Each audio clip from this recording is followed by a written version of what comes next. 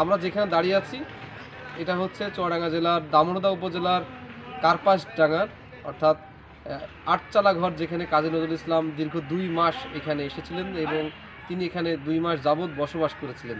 সেই জায়গায় দাঁড়িয়ে আছি।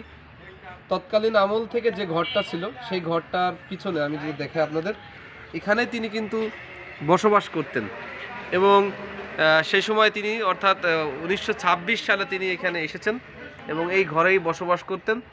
এখানে কিন্তু আসলে খড়, উপরে দেখছেন যে ওই সময় কিন্তু মানুষ বাড়ি বানাতো মাটির দেওয়াল এবং খড় দিয়ে, সেটা কিন্তু এখনও আছে এবং এটা কিন্তু আমরা দেখেছি অনেক জায়গায় বিলীন হওয়ার পথে মাটির ঘর। কিন্তু কাজী নজরুল ইসলাম যে স্থানে ছিলেন এখানে, আসলে সেই তিনার স্মৃতি বিজড়িত স্থানটাই ধরে রাখার জন্য কিন্তু এখানে এই ঘরটা রাখা হয়েছে। এবং তিনি 1926 সালে কার্পাসডাঙ্গার মিশন পাড়ার সন্তান, কলকাতার প্রবাসী মহিম সরকারের আমন্ত্রণে কবি কাজী নজরুল ইসলাম সপরিবারে এই বাড়িতে আসেন এবং 2 মাস কাল অবস্থান করেন। বাঙালি খ্রিস্টান শিক্ষক, স্বদেশী ও কংগ্রেসের স্থায়ী নেতা শ্রী হর্ষপ্রিয় বিশ্বাসের এই ভিটা কিন্তু এটা।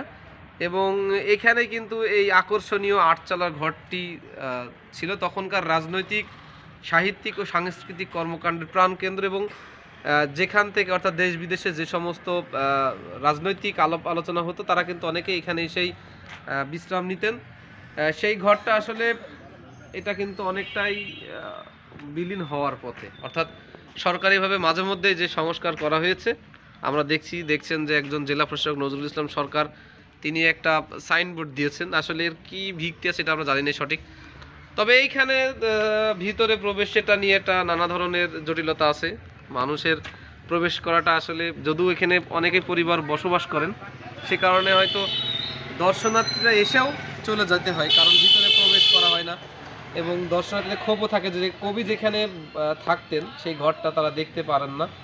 তো স্থানীয়দের দাবি এখানে যদি নজরুল স্মৃতি পাঠাগার বা নজরুল কেন্দ্রিক যদি কোনো কিছু তৈরি করা হয় এবং কাজী নজরুল ইসলামের যে বইগুলো আছে লাইব্রেরি বা তৈরি করা হয়, সেই ক্ষেত্রে আসলে যে সমস্ত দর্শক তারা কিন্তু অনেক তাদের যে মনের খোরাকটা ছিল সেটা কিন্তু নিয়ে যেতে পারবে।